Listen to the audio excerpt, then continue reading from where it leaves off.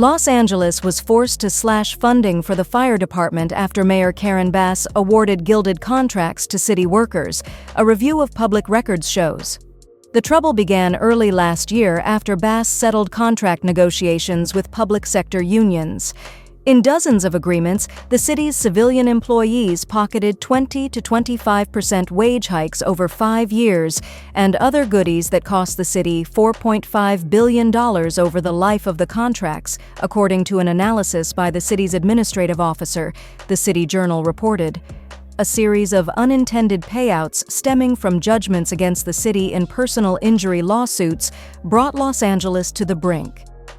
Los Angeles is teetering on the edge of a fiscal emergency, with its finances in dire condition and no money to cover unplanned expenses, after a series of lawsuit payouts blew a hole in the city's already tight budget. The Los Angeles Times wrote in an editorial in October 2024, blasting Bass for the self-inflicted wound.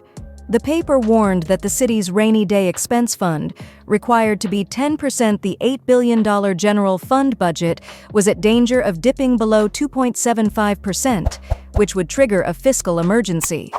The financial picture forced Bass and the city council to cut the city's 2024-25 budget to $12.9 billion, down from $13.1 billion the previous year. That decision resulted in budget trimming across 20 different areas, including a $17.6 million cut to the fire department. Predictions that city services will be impossible to deliver are simply false, Zach Seidel, the mayor's deputy mayor of communications, boasted last year, brushing aside the issue with a claim that has not aged well. The scaled-down Los Angeles Fire Department proved no match this week for the deadly fires which have ripped through the Palisades and several other LA neighborhoods, leaving upwards of $100 billion in damages so far and at least 5 dead.